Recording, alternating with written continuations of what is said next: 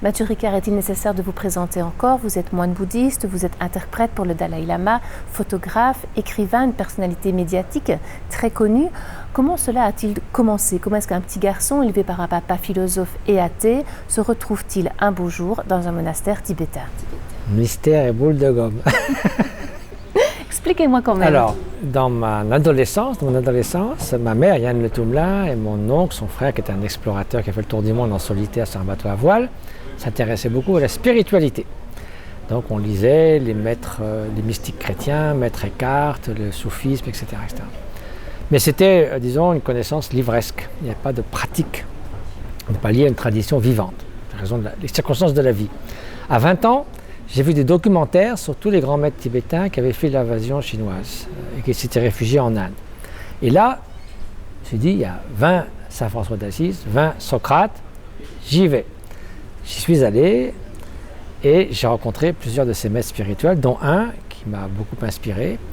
Et pour vous dire la différence, c'est que j'avais eu la chance, effectivement, mon père philosophe, ma mère peintre, à l'Institut Pasteur des scientifiques, je faisais de la musique classique, un oncle explorateur avec des gens fabuleux autour de lui, de voir des gens qui avaient des génies particuliers, mais on vous preniez 100 jardiniers et 100 philosophes ou scientifiques, vous avez la même proportion de gens extrêmement chaleureux et sympathiques et de gens un peu plus difficiles, pour le moins qu'on puisse dire.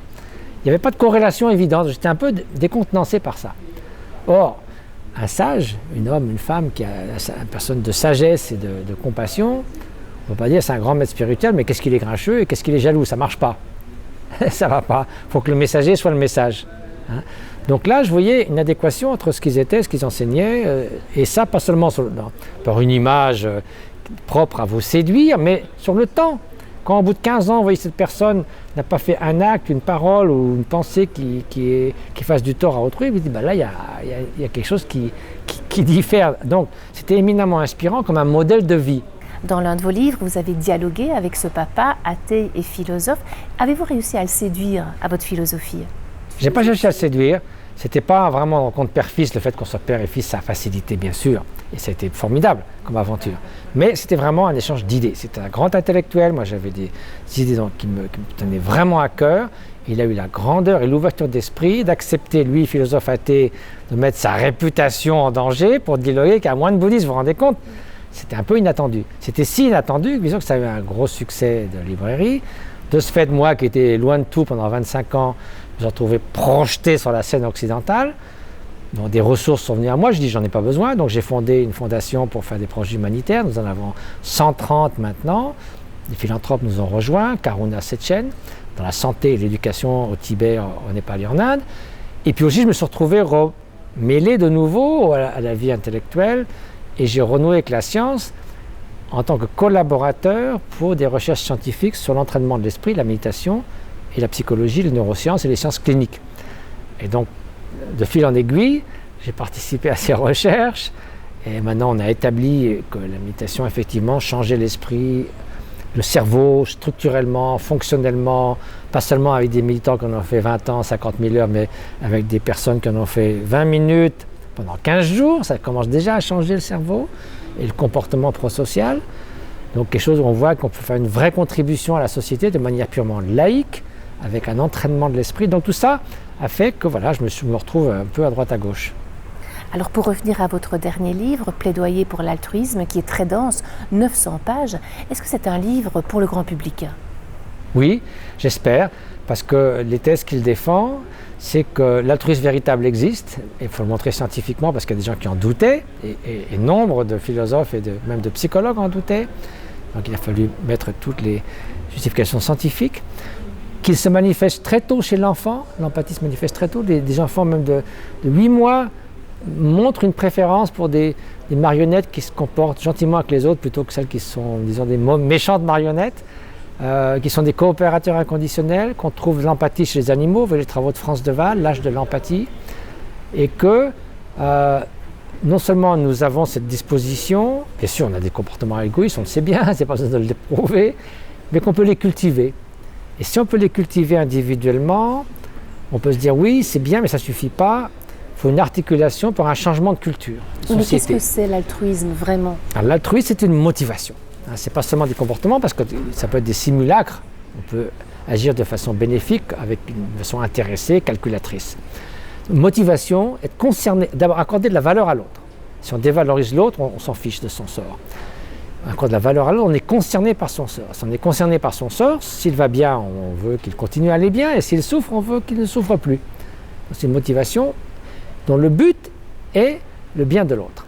Maintenant, comme un effet secondaire, vous pouvez vous sentir bien d'avoir aidé l'autre, il n'y a rien de mal à ça, ça n'enlève pas le caractère altruiste de la motivation. Si vous faisiez ça que pour ça, bien sûr, ce serait égoïste.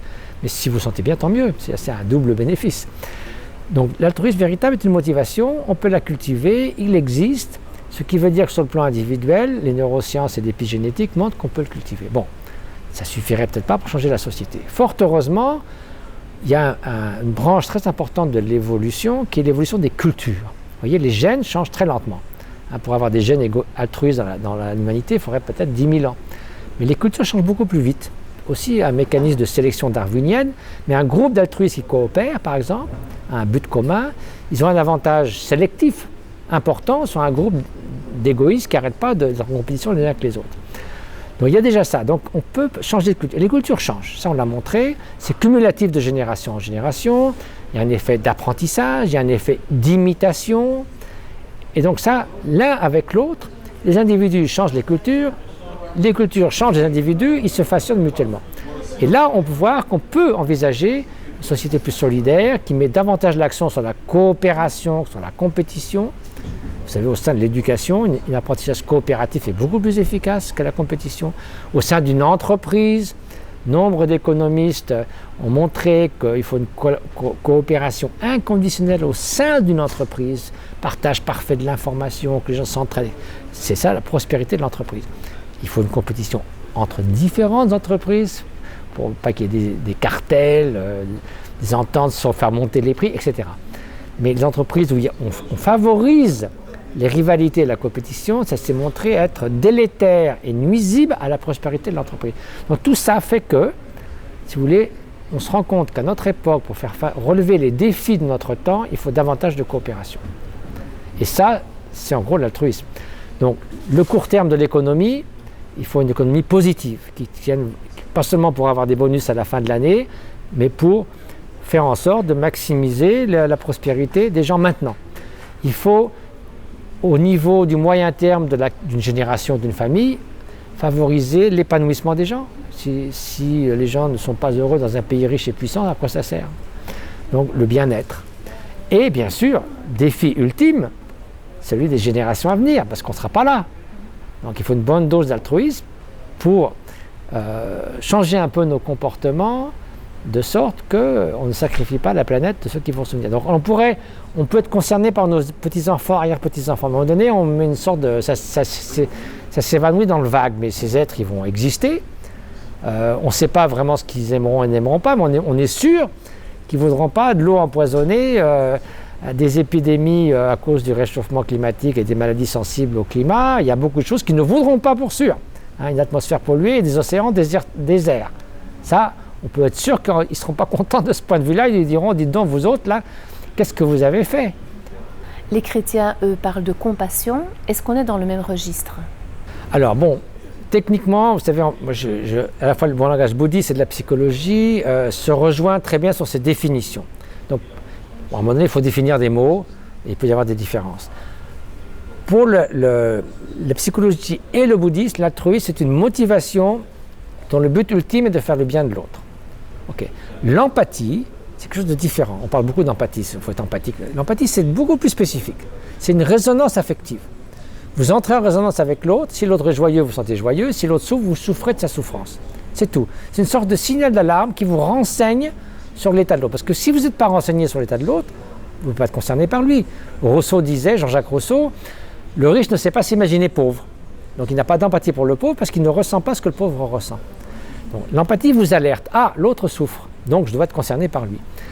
La bienveillance de l'amour altruiste, il devient compassion au travers du filtre de l'empathie. L'empathie vous dit l'autre souffre, donc votre bienveillance devient le désir, puis-je remédier à sa souffrance.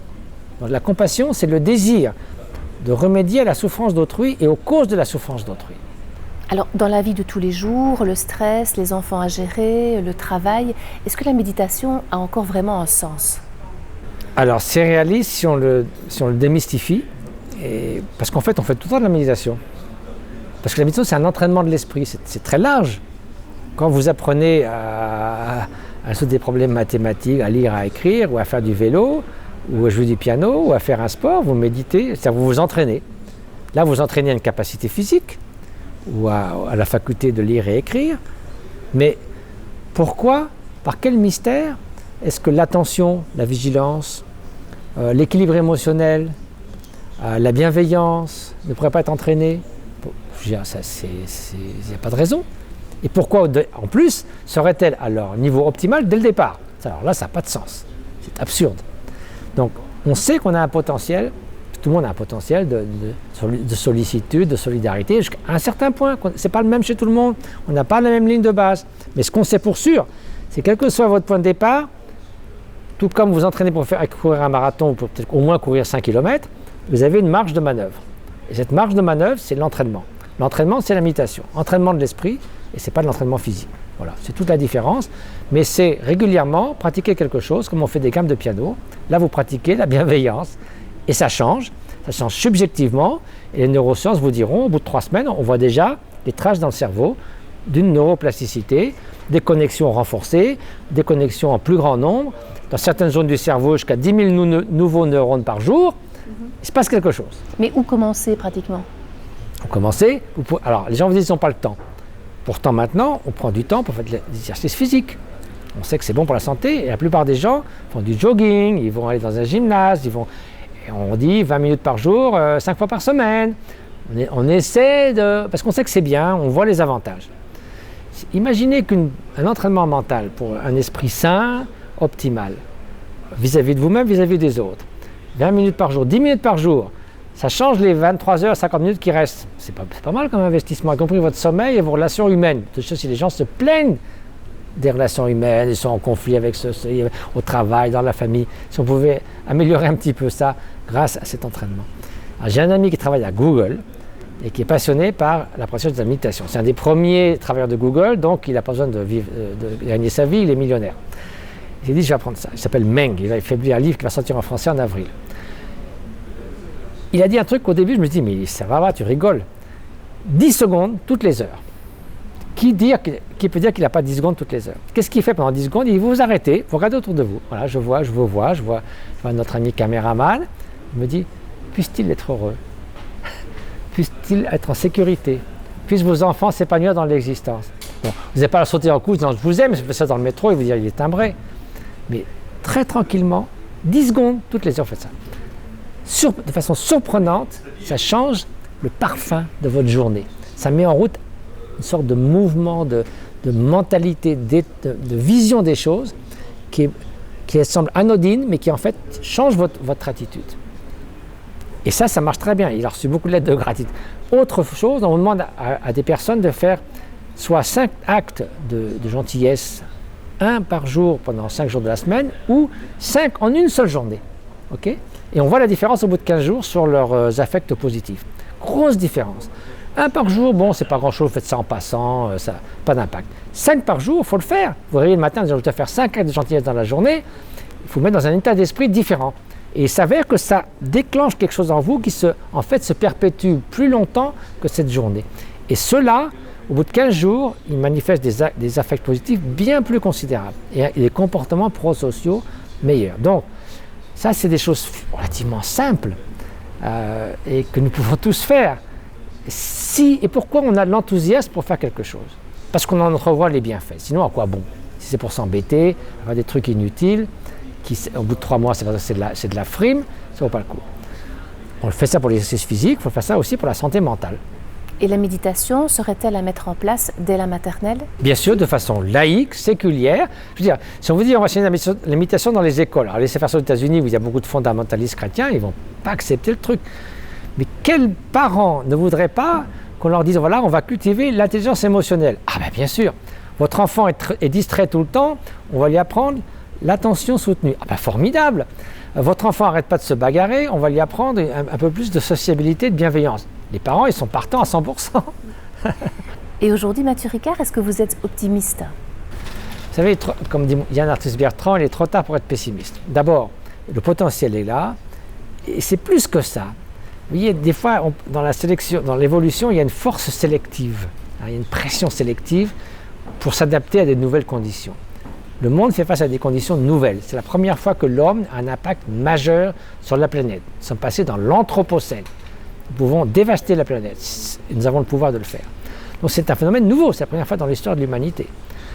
Donc il y a une pression presque évolutive pour la survie de l'espèce et de la biosphère pour qu'on coopère davantage, au lieu de se tirer dans les pattes. Donc ça, je pense que c'est un atout majeur, parce que l'altruisme et la coopération n'est plus un luxe, c'est une nécessité. Donc il faut oser le dire, il faut oser le montrer scientifiquement, il faut oser dire qu'on peut l'apprendre à l'école, il faut oser dire qu'il peut y avoir une économie altruiste. Moi j'ai participé au rapport Jacques Attali qu'il appelle l'économie positive, mais il sait bien que c'est une économie altruiste. Il faut un peu pas trop choquer les économistes, mais c'est ça. L'économie du care, l'économie de la sollicitude. Parce que les biens communs, la qualité de l'air, la qualité de l'eau, la liberté, ce n'est pas en maximisant vos intérêts personnels que vous allez résoudre cette question. Donc Denis Noer, mon ami économiste, je vais aller au forum, au Global Economic Symposium à Kiel dans quelques jours. C'est un des fervents partisans d'introduire la voie du care à côté de la voie de la raison dans les systèmes économiques. Bon, ça c'est bon signe. Merci.